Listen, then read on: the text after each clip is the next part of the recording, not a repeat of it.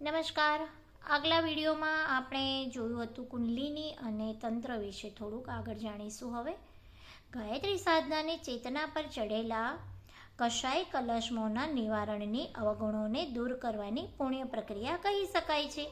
એનાથી આત્મસત્તાનું દિવ્ય સ્વરૂપ નિખરે છે અને ભૌતિક ક્ષેત્રમાં આત્મચેતનાનો પ્રભાવ પેદા કરવા માટે સાવિત્રી સાધનાનો ઉપયોગ કરવો પડે છે. આત્માને સંસારી વર્ચસ્વમાં લાવવા માટે શરીર ધારણ કરવું પડે છે. ગાયત્રી રૂપી આત્માને સંસારના કર્તવ્યો કરવા માટે જે સામર્થ્યની જરૂર પડે છે તે સાવિત્રીની સાધનાથી મેળવવામાં આવે છે. પંચકોશની સાધના અને કુંડલીની જાગરણ એને જ કહેવામાં આવે છે. શાસ્ત્રોમાં એવો ઉલ્લેખ પણ મળી આવે છે કે સાવિત્રીથી પ્રકૃતિની સંરચના થઈ અને ગાયત્રીથી ચેતનાના 5 સ્તરો પ્રગટ્યા. એને જ મનુષ્યના પંચાવરણ, પંચકોશ કે 5 લોક પણ કહે છે. રીતિ સિદ્ધિઓના ભંડાર પણ એ જ છે. ગાયત્રી મહાશક્તિની ઉપાસના મનુષ્યની ભાવનાઓ, આકાંક્ષાઓ, ઉમંગો, પ્રતિભા તથા પ્રજ્ઞાને ઉભારે છે અને સાવિત્રીની ઉપાસના આયુ, પ્રજા, કીર્તિ, ધન વગેરે લૌકિક સંપત્તિઓ પ્રદાન કરે છે, કેમ કે તે સંપદાઓ પદાર્થ જગત સાથે સંકળાયેલી છે. ગાયત્રીને એકમુખી અને સાવિત્રીને પંચમુખી કહેવામાં આવે છે. સાવિત્રી ભૌતિકી છે અને ગાયત્રી આત્મિકી. બંનેનું પોતપોતાનું મહત્વ છે. મનુષ્ય પોતાના પુરુષાર્થથી સંપદાઓ મેળવે છે. દાનવ પ્રકૃતિના વ્યક્તિ પણ પોતાના પુરુષાર્થ અને હોશિયારીના જોરે રાવણની જેમ વિશાળ વિભૂતિઓના જાગરણમાં છે. પરંતુ આત્મિક વૈભવની જાગૃતિ માટે તો માત્ર દૈવી કૃપાની જરૂર પડે છે. મનુષ્ય જ્ઞાન ચેતનાના અભાવમાં બધી સુખ સગવડ હોવા છતાંય દુર્બુદ્ધિને વશ થઈને ખરાબ પ્રવૃત્તિ અપનાવે છે અને મુશ્કેલ પરિસ્થિતિમાં મુકાઈ જાય છે. મુશ્કેલીઓનો સામનો કરવા માટે તે ગૂંચવાય છે. એટલા માટે સાધારણ જનો માટે, જન માટે સંધ્યાવદન રૂપે નિત્ય ગાયત્રી ઉપાસના કરવાનું વિધાન છે. ત્રિકાળ સંધ્યા ન થઈ શકે તો એક વખત પ્રાતઃ સંધ્યા તો ચોક્કસ અનિવાર્ય રૂપે કરવી જ જોઈએ. સાવિત્રી ઉપાસના મુશ્કેલ છે.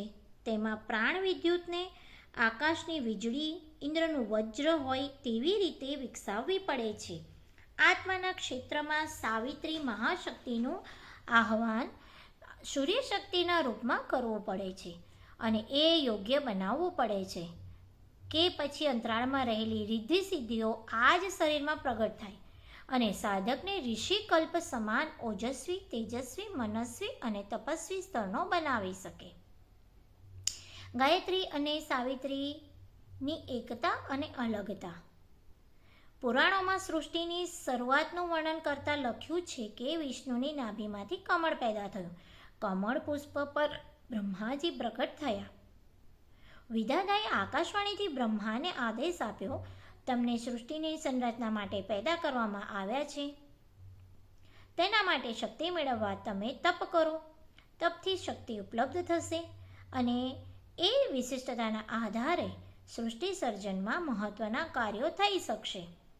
બ્રહ્માજીએ તપના આધાર તથા સ્વરૂપના વિષયમાં જાણવા માટે પૂછ્યું તો આકાશવાણીએ જવાબ આપ્યો, ગાયત્રી મંત્રની યોગ્ય ઉપાસના કરો, એ જ તપ છે.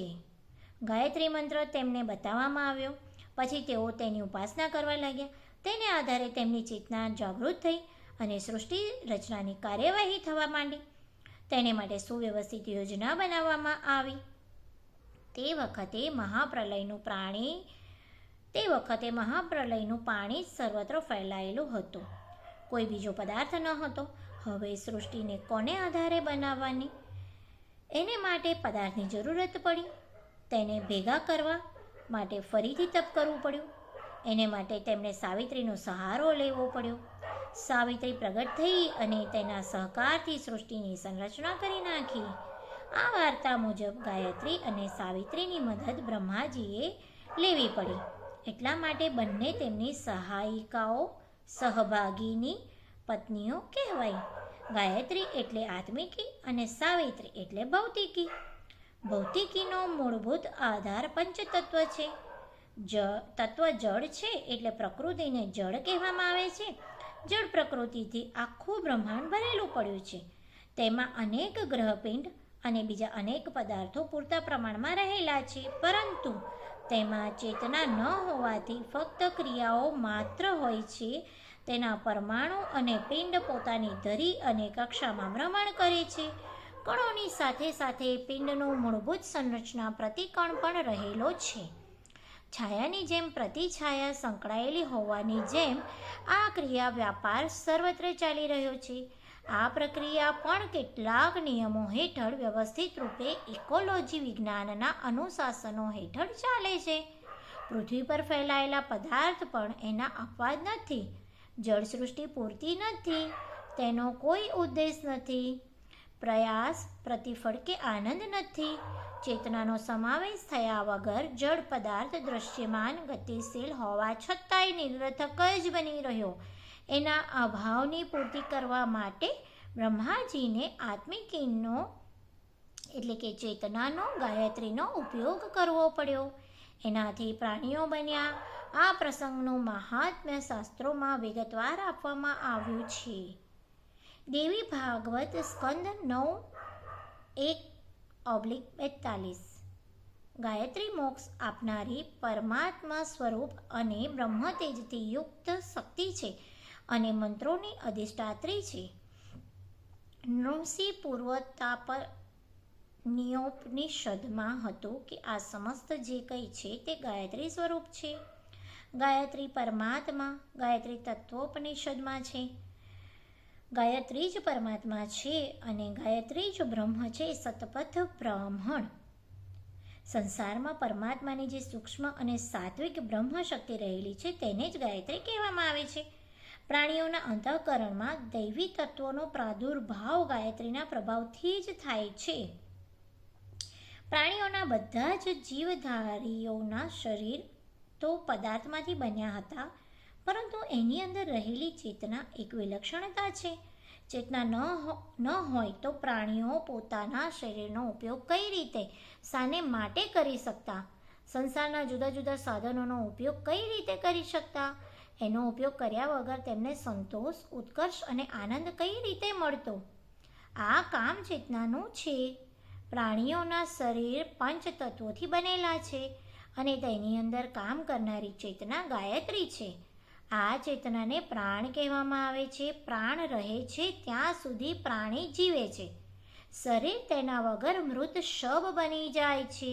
પોતાની સત્તાનો નાશ કરવા માટે અંદરથી જ સડો પેદા કરવા જીવજંતુ પેદા થાય છે અને પછી તે પોતે પણ મરી જાય છે. બાકીનું કામ સમડી, કાગડા, શિયાળ, કૂતરા તેને ખાઈને પૂરું કરી દે છે. પાણીમાં વહાવી દેતા માછલીઓનો, કાચબાઓ વગેરે તેને ખાઈ જાય છે. આવી ચેતનાના વિનાનું શરીરનું સ્વાસ્થ્ય કે સક્રિય રહેવું તો દૂર, તે પોતાની સત્તાને ટકાવી શકવામાં પણ સમર્થ નથી.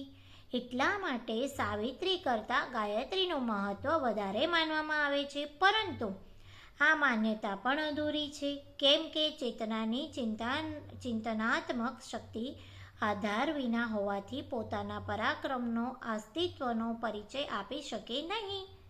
આ તર્ક મુજબ સાવિત્રીની પણ સમાન જ મહત્તા સ્વીકાર કરવી પડે છે. જ્યાં સુધી ચેતના જગતનો સંબંધ છે, ત્યાં આત્મિકી અને ભૌતિકી સંમેલિત પ્રક્રિયાઓ એકસાથે કામ કરે છે અને બંને એકબીજા પર આધારિત હોય છે. બે પત્નીઓ હોય તો બંને ભેગી મળીને સૃષ્ટિની બધી ગૃહ વ્યવસ્થા સંભાળે છે. એવી જ રીતે ચેતન જગતના બધા ક્રિયાકલાપો સાવિત્રી અને ગાયત્રીના ભૌતિકી અને આત્મિકીના સહિયારા પ્રયાસથી જ ચાલે છે. તો જોઈ શકાય છે ગાયત્રી પંચપ્રાણોથી રચાયેલી છે. બસ આજે આટલું જ.